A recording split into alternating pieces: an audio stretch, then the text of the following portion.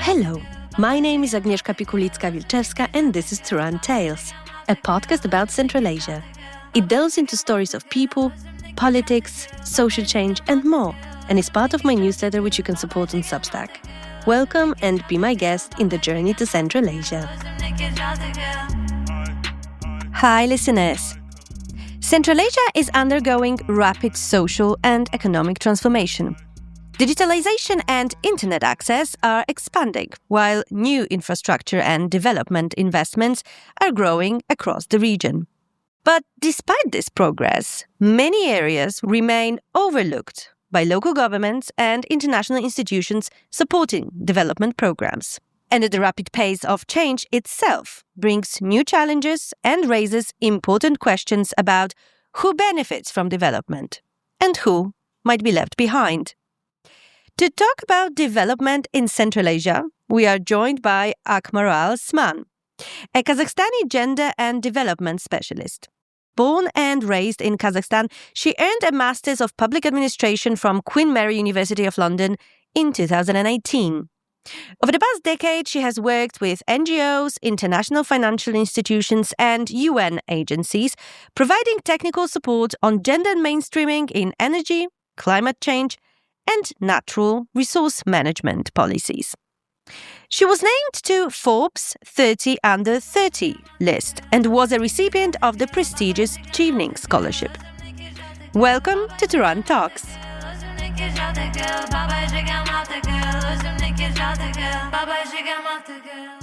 Hey Akmaral, thank you so much for being with us today. How are you? I'm good. How are you? Thanks for having me.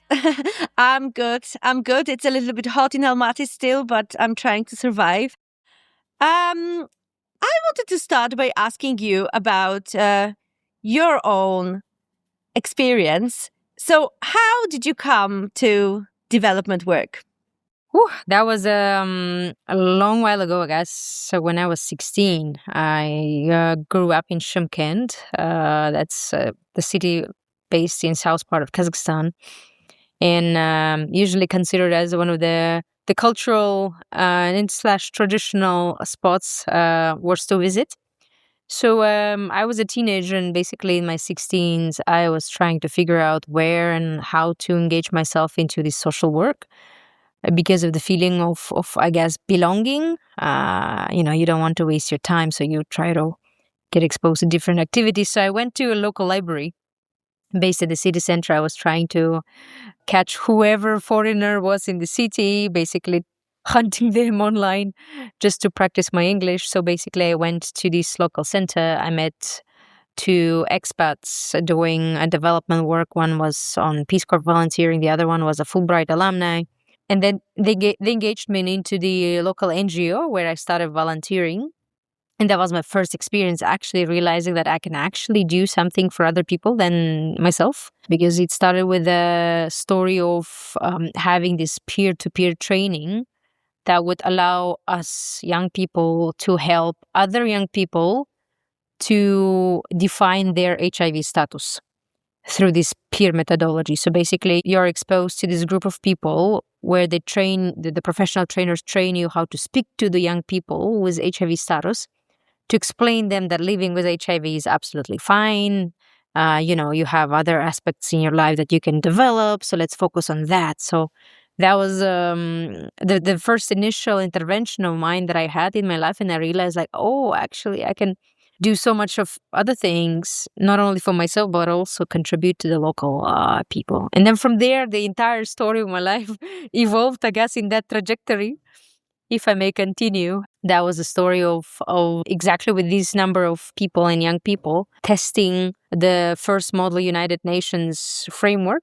So for people who don't know what it is, Model United Nations is a simulation of the United Nations. So you basically play a different agency's role, and you play different decision makers' role in order to come to some solution and debate with a number of people who are assigned in your group. So we basically launched it back in 2010. Starting from 2010 to 11, we had this first Silkway. There was this Silkway International Model UN, which then got really popular. Before that, we had this Shymkent International Model UN, from where it evolved to Almaty, and from Almaty it evolved to Astana, Karaganda, so on and so forth, because the group of people, teenagers with whom we've been actively evolving and developing this program, then applied to universities, and then they started in their own universities arranging such club. So basically, it just spread all around Kazakhstan. Now it's part of the regular academic work within the international relations department of whichever popular university you take in Kazakhstan. So my development started from there, and now I officially work in international institutions. So I support different development programs and projects across different UN agencies and IFIs, mostly supporting the development angle, the inclusion angle of empowerment of young people, women, so on and so forth. So that's where I'm at the moment. So let's talk about Central Asia and the development work in Central Asia. So what does Central Asia need in terms of development these days? What are the most pressing issues that you and people like you are actually looking at right now? What I think from the professional point of view is that a majority of the social development aspects in the countries are bonded to the demand that is coming from the global perspective, and especially from the global donor funding. So I think that's a bit of a challenge, because usually it shapes the local policies, and countries in Central Asia, noting that they are comparatively conservative, they are not into letting certain fundings come for certain activities. So basically, there are these disparities between the local needs and local interests of the government and its people with what the global fundings are coming with as an annex relevant to the social impact work. And those two things are not aligning as much, again, given the dynamic change, including the technology, including the climate change. The trends are changing so quickly that even the programs that development organizations write, for example, on climate change and nexuses relevant to gender equality, so on and so forth, are sometimes not actual, because a 5-year program written before 5 years ago up for now are not actual anymore because of the climate change that happens really quickly, including the technology shaping the local workforce, changing the labor, the knowledge, the experiences that people are facing. So I think the problem one is having different trajectories and vision on impact work, externally and internally. And the second is the non-actuality of certain design, because these programs are usually designed by bureaucratic, huge machines whose actuality is not actual by the time of the implementation. So these things are, I think, the essential emerging issues I keep facing as well on my different assignments. And when we look at these areas that don't align between what the government wants and what the international institutions want, what are these main areas where this discrepancy happens? The main areas, in my opinion, is the prioritization of the issues, the prioritization of the welfare, the human welfare is not as much as prioritized, for example, as the update of the technologies. For example, now, if we take, for example, the water sector in Kazakhstan, and given that majority of utilities that we have in Kazakhstan are basically the legacy of the Soviet Union, and then they all are so outdated that the priority of that is basically, when the foreign funding is available, is about updating the utilities without the engagement of people's opinion on how it needs to be updated or which fields needs to be updated. Because these institutions, they hire international consultants who have literally no experience of living and seeing the grassroots kind of challenges, and without the engagement of the grassroots and local representation. I'm not talking about the government, but also not involving the local expertise is something that will continue this cycle of challenges that will affect people, because whatever technically is designed with not efficient number of people who actually needs to be there for its inclusive design. So that's one of the examples is that the water sector now, because all of these blue bonds are released, the moment with update, and then there is a huge competition among international organizations and local and international companies, private companies who are trying to bring the different technologies and stream their technologies to Central Asia through these international available bonds. Are again forgetting to include the people who will have to pay for the consequences of whatever not inclusive design has happened. So effectively what it means is that the new technologies that will be available to people will be too expensive for people to afford it. Is that what you're saying? That's correct. Because we already see, for example, we take one of the largest national grid companies in Kazakhstan. They, of course, in one hand, we have to update. We don't have any other alternative rather than updating different the grid technologies. We have to update these renewable energy-related systems, so on and so forth, in order to produce the substantial amount of energy for the consumption by the Kazakhstanis. But at the same time, because it's happening very rapidly, without the calculation of who needs to be subsidized, because, for example, if you take the larger families who have like 4 or 5 children, they will consume more electricity than the families who have 1 or 2 children.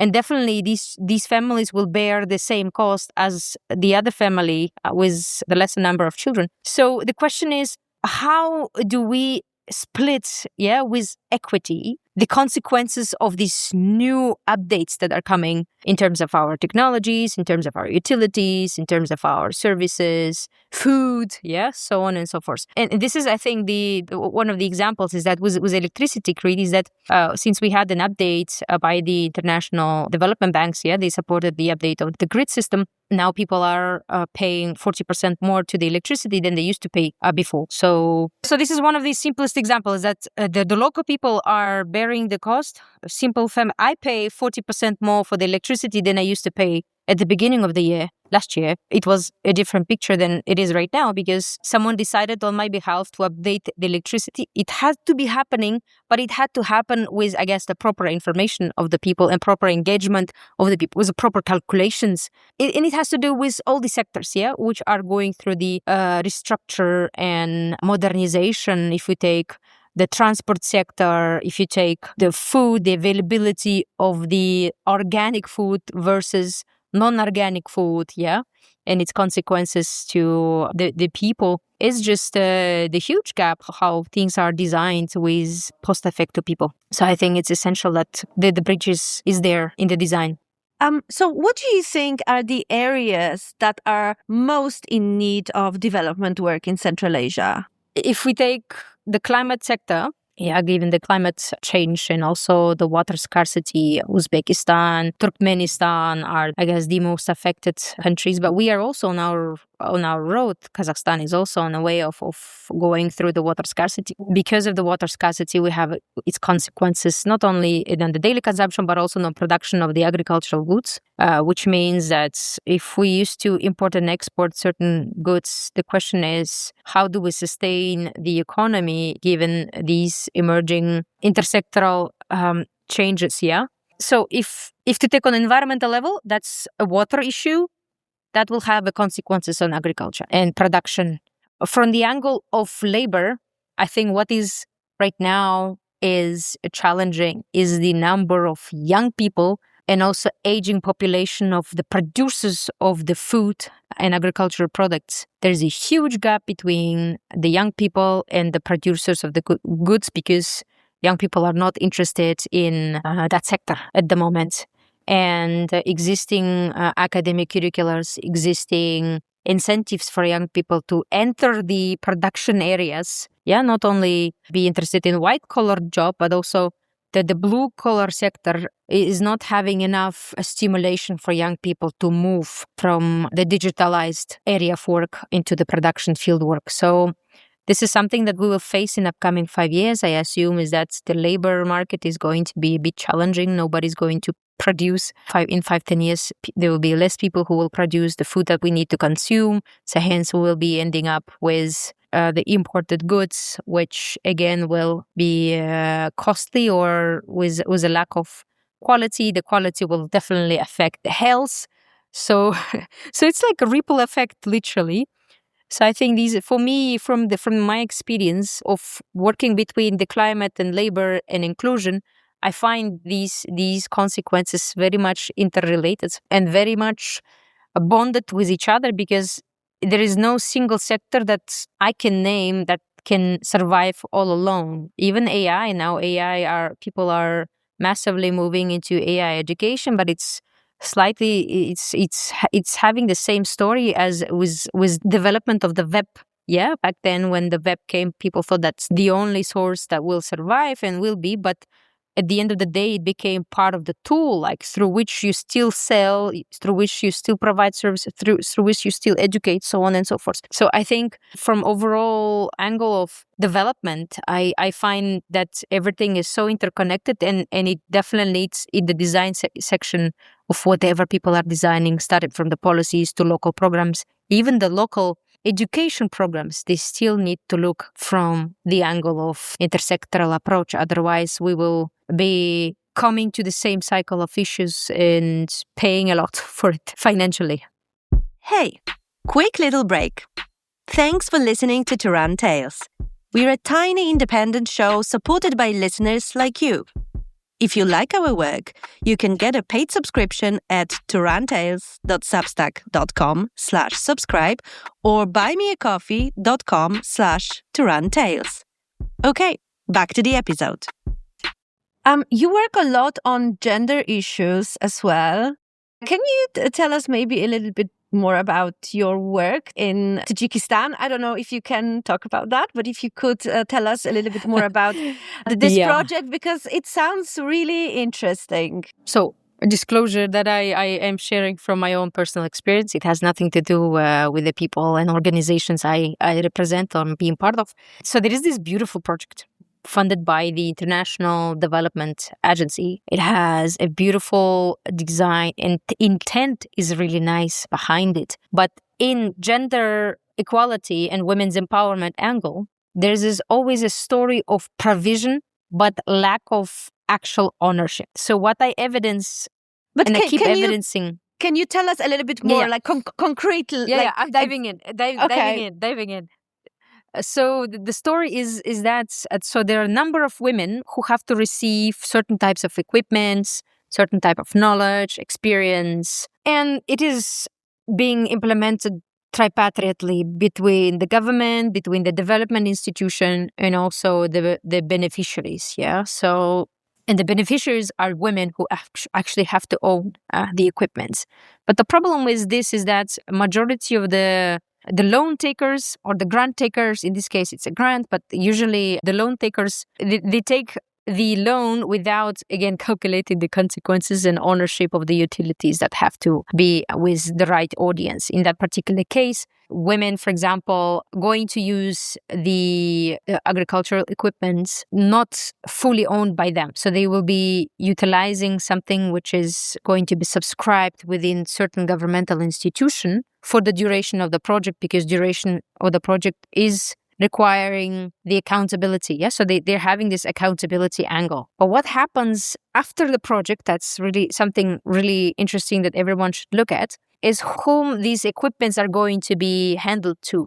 And there are no specific mechanisms there, because majority of those who design the mechanisms are the people who are part of the institution who controls the budget. So that's why in the design, unfortunately, I can't concretely say it's a matter of corruption, but conflict of interest is still there in many cases in the implementation by the governmental institutions. So when the governments, they intervene into the implementation, conflicts of interest appear with utilization, ownership of the utilities.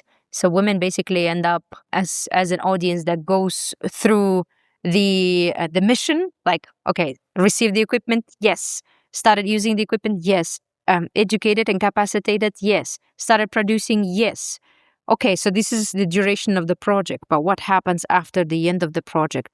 I mean, in the legal ownership, that's one thing. and the ownership within the project span is two different things. And in many stories, when development agencies and also local governments, they design because they want to be accountable that the equipment will not be stolen or not be taken by the husband, let's say, of a certain woman. So they kind of have an excuse of settling the equipment under some research center, for example. This is not impacting women as it should be, because at the end of the day, she's still not owning it. She's still not having the right to do whatever she wants with the utility in order to produce, I don't know, a couple of tones today and hundreds of tones tomorrow. So at the end of the day, we are not fully giving the rights.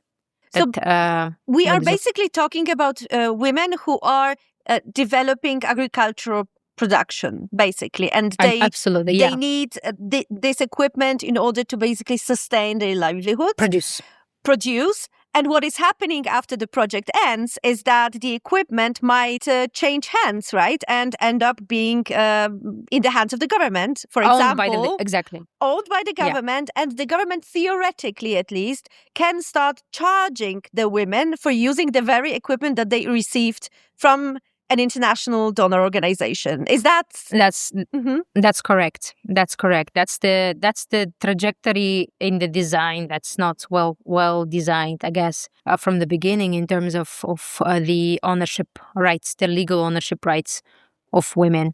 And that's also another challenge in the development sector, especially with the international big institutions leasing certain resources for the local banks, and local banks, they kind of introduce these credit programs.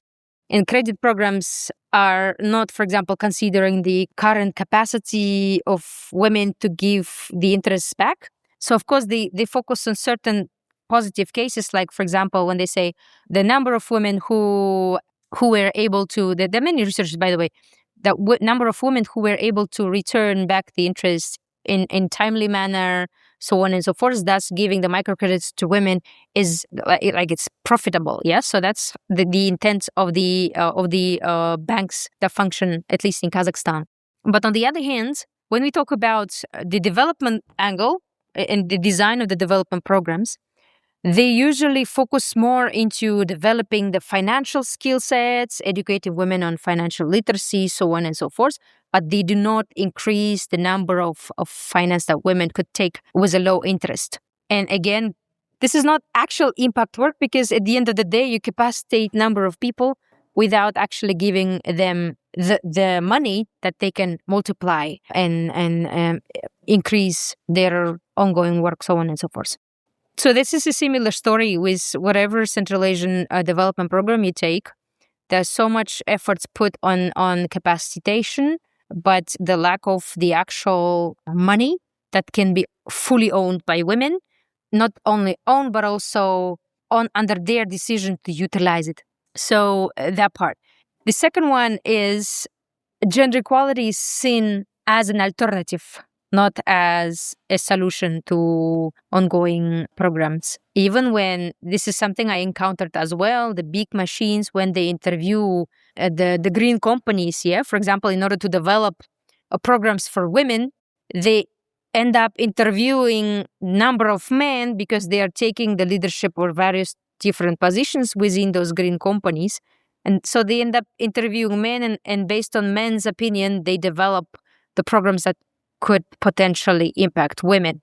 And this is not, it's like a contradicting things, unfortunately, that is happening in the green sector as well, is that because of the programs that would do the inclusion work for green sector are mostly shaped by the opinion of the audience of male because of the natural lack of women within those structures.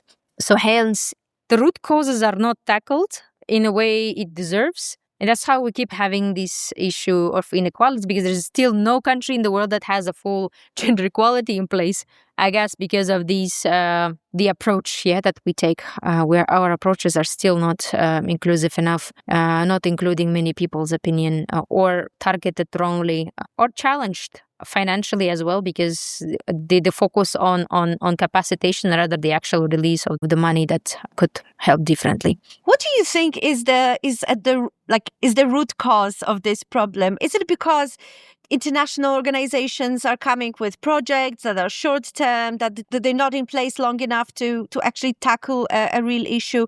Or is it because, in Central Asia still, the main agent, the main actor of development programs is still the government, which very often is corrupt, and local officials are often trying to take advantage of programs that are, at least in theory, designed to target people in need?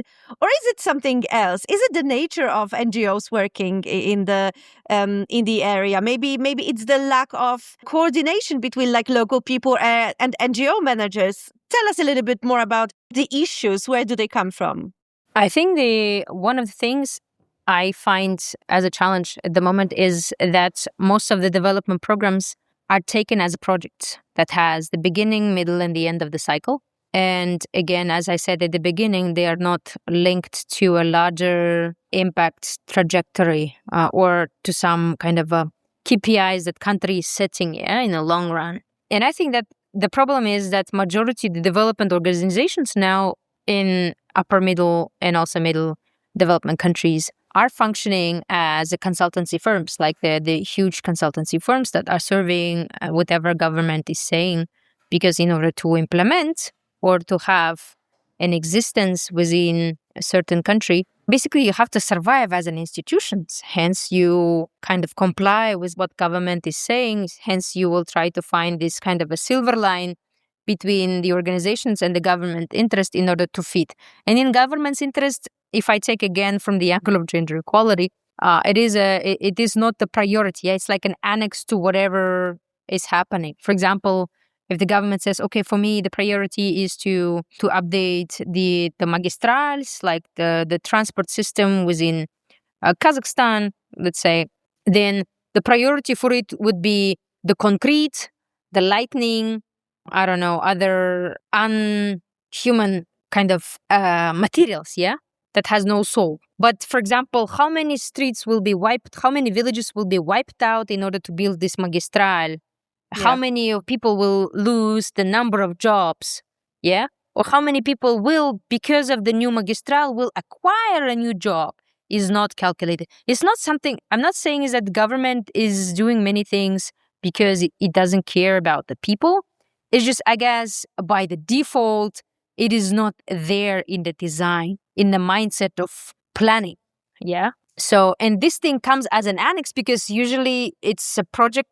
If it's funded by international banks, usually banks now require the government to comply with certain environmental and social rules. So that's why government, because of these things which are written down, then think about, okay, how about the people? How we embed people into this program? But usually the correct planning and development usually comes from the people's needs. So it's a bit of a different trajectory.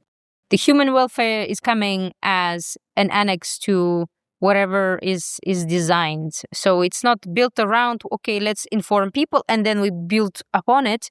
It's usually the item, and the item needs to be updated, restructured, manufactured, and then how we embed the inclusion part, or what do we do with this number of people who are now affected. So I think it's usually also the lack of the capacity within the governmental institutions that are overloaded because of the government system, but also the lack of the personnel who actually could do the part relevant to the inclusion that would cover the people's needs. So these are the one of the main gaps. What should we do to address these challenges? If you had the chance to create, a perfect project that you would get, all the money in the world for, what would you start with, and what kind of issues you would address in Central Asia? Well, first of all, I keep encountering with a lack of data, especially disaggregated data, not only by men and women, but also the category of age, the region representation, so on and so forth. And I think this is the lack of the data and the lack of the synchronized data between different governmental institutions. This is not a story for Kazakhstan only, it's also the story for entire Central Asian countries. I think in comparison, Kazakhstan has a way of an advanced system in data transfer and collection, but at the end of the day, it's a story of the of lack of evidence-based decision making and planning. I would say it from the beginning. Yeah, is it the lack of evidence-based planning for the different development programs that government is doing, and also. So if we take with an assumption that data is there now, finally accumulated, what do we do with it?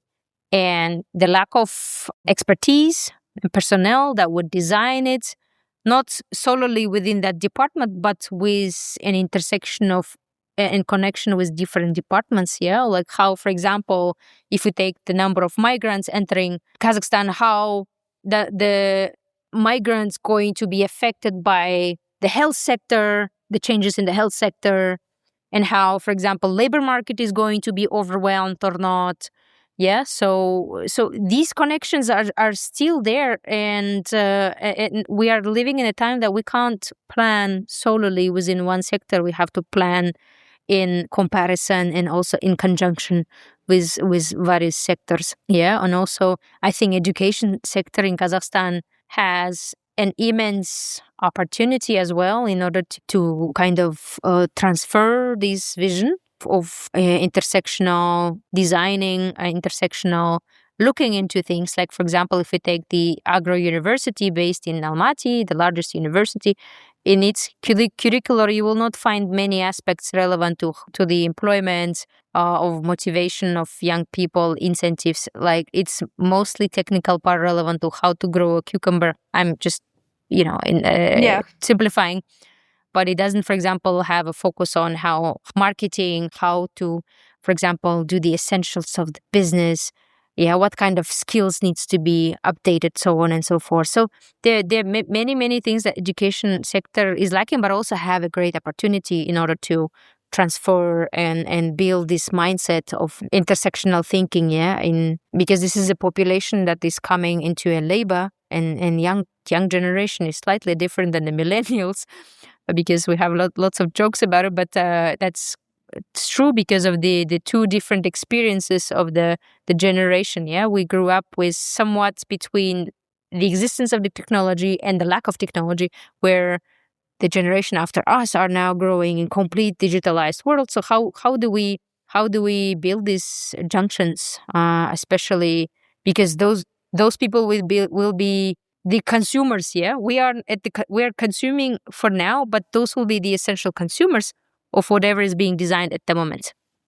Yeah, so they will be in the peak of the consumption compared to us. So how do we ensure that the gap is not there? So and I think that should come from the evidence-based designing and also decision making, and also definitely with the intersectional inclusive approach. I don't think we can satisfy everybody. This is not something I'm saying. We will not be able ever satisfy everybody. This thing never happened in history. It can happen within the smaller scope. If we take the Scandinavia, that has also its own drawbacks, but it usually in economics, if you sustain and help people both benefit but also contribute to the economy and increase the middle class's conditions, in their livelihood, there is a greater stability than making riches more richer and poor people more poorer, because of the classification of services that you're providing in certain countries. So this is, I think, quite relevant to Central Asia, is that the affordability differences are very huge between rich and poor. And the shrinking number of middle class, which it says a lot about overall condition of people. Tell me, over the past, let's say, 5 years, because you have been working in the development area for a long time, what kind of changes have you seen in Central Asia, both good and bad? Like, have there been any really significant successes when it comes to development? And what have been the drawbacks? I mean, you just mentioned the decline of the middle class. Maybe you can tell us a little bit more about that. Like, what happened? I think I can more focus on the existing mechanisms. I think within the 5 years, Central Asia, again, because of the geopolitics as well, become in a greater focus as of now. Yeah, but again, it's because of the geopolitics, not because we woke up next morning and decided to be as such. But I think what is really good things happening at the moment are the number of evolving policies. So, for example, If you take from the angle of domestic violence, Kazakhstan, has evolved a lot in provision of different services, so on and so forth. But now it's a story about the quality. Uzbekistan, in comparison, also advanced lots of. It jumped in a global scale. If you look at this World Economic Forum's ranking on gender equality, it has succeeded many Central Asian countries in its. And it's because of the policies now. There are certain policies that prohibit, now become a crime, for example, to even shout at a woman in certain cases. The policies-wise is great. There's a number of investments flowing into Central Asia. That's also great. They all are coming. The story now is equality. Not even the quantity, because we don't want... What's the point of having like family service centers all across Kazakhstan if the quality is very poor? And poor quality is embedded into the number of personnel, the capacities of the personnel. Funding, I wouldn't say the funding is not there. Funding is there. There are many things already partially privatized. People are paying for services. Even like with the medical services, you're no longer receiving free medical services. You still have to pay the OSMS, the monthly fee to support the health system. So basically, majority of the public services are now slightly not privatized, but it's partially paid, supported by its own citizens. Okay, so we're entering into this area of how now we leverage the quality of things we have already established. Same with the water, like, okay, if we take the updated water system, the question is if the water is available or not is a question of how do we treat the water. So it's a question of how do we educate now people in order to treat the water the way it needs to be treated given the conditions, and how the government is informing this number of people about it. So this is about the communication, I think, that we're trying to establish, because majority of the resources that were not available 10 years ago are now available because of the different interventions into the region. Internally and externally, and openness of the governments, like if you look into Kazakhstan, Uzbekistan, Tajikistan, for the investments, taking aside the story with inclusion and people's needs, overall, we are attractive in terms of the region. And now the question is about the quality of things are now created this attraction, So to what extent it's actually affordable. And it comes with a proper calculation, engagement, so on and so forth. So I think this is like a broad way. I don't know, maybe you can ask me a specific question. I can try to narrow it down. I've got so many questions, but unfortunately we do have limited time. So maybe just to wrap it up, tell us like what do you see coming in the future in Central Asia? Like what things we should be focusing on, and what is effectively happening right now? What sort of priorities the countries and the donors are having these days? So I think there will be more regulations coming for externally funded programs. And then locals need to comply with it. And in order to comply with it, they will artificially or not artificially will start engaging with people, which is a good sign. Because at the end of the day, in order to comply with these rules, you have to intervene with the people. And I think this, especially if I take the story with ESG, for example, ESG, what is ESG? ESG it's environmental, social, and governance kind of a ranking, the indicators that allow for the investors to identify or in what states the certain company is. It's part of the financial tool, but we look into it from the impact level. Like I look into it from the impact level, and I think it's great tool in order to artificially at least make people move towards the interest of people and communicate with their environments. Not only calculate how much damage it does, but also how to contribute into the environment and also to the audiences. So because of these, I think, requirements and global demand in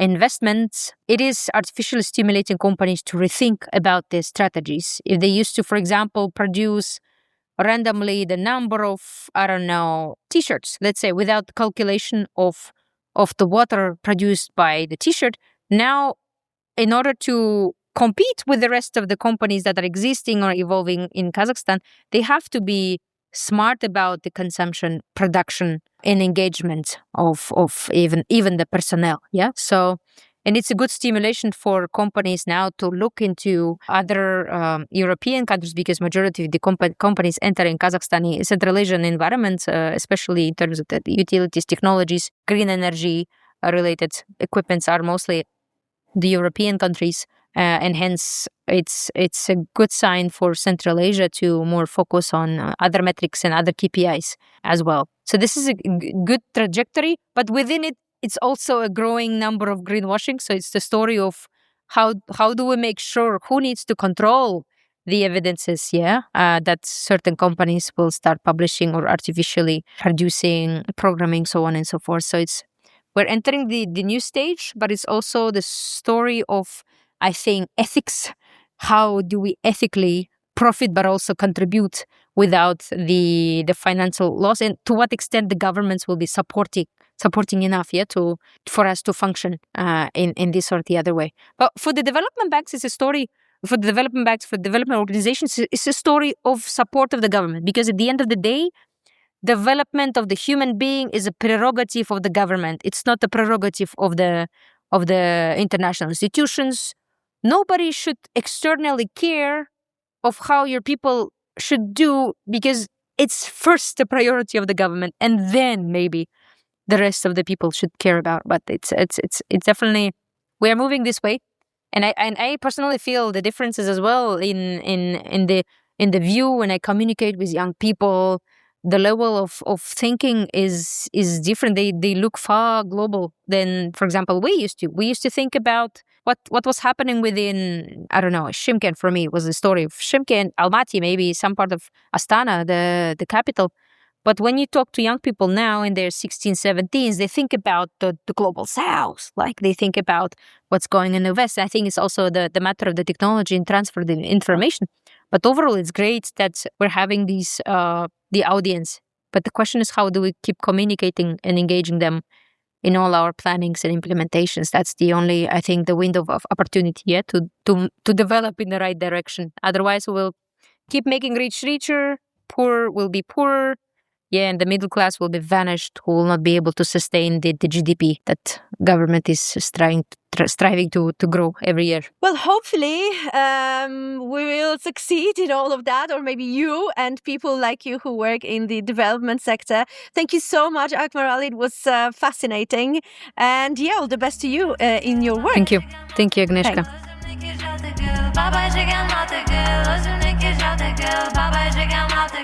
That's it for today. Thank you for listening, and please subscribe to Tales on Substack. I look forward to meeting you there and on my newsletter's social media.